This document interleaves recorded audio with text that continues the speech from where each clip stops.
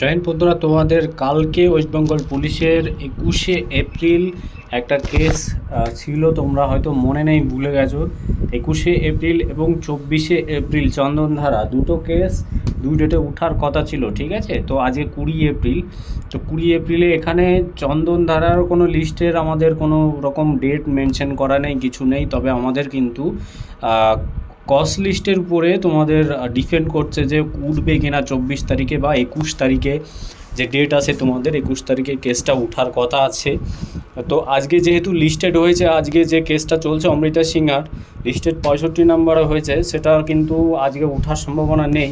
যদি মেনশান করেন উকিলরা, আজকে মেনশান করে থাকেন, তবে কিন্তু তোমাদের কালকে লিস্ট হবে অমৃতা সিংহার বেঞ্চে যে কেসটা আছে। তোমাদের সম্ভবত তৈমুর আলী না মুরসেলিম শেখ, এদের কেসটা আছে অমৃত সিংহার বেঞ্চে। তো এই কেসটা যদি মেনশন করে তো কালকে লিস্টেড হবে ফার্স্টের দিকে। লিস্টেড হলেই কিন্তু আমাদের কেসটা কিন্তু উঠবে, ঠিক আছে।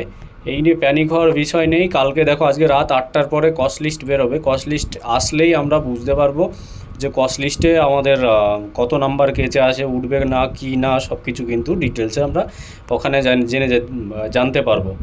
তো এই মুহূর্তে সবথেকে বেশি বড় যেটা আছে, কেস মিটে যাওয়ার সম্ভাবনা খুবই প্রবল বেগে আছে। যেহেতু ভোট চলে এসছে, ভোটও শেষও হয়ে যাবে, তোমাদের রিক্রুটমেন্টের প্রসেসিংটা নতুন করে আবার চালু হবে, ঠিক আছে।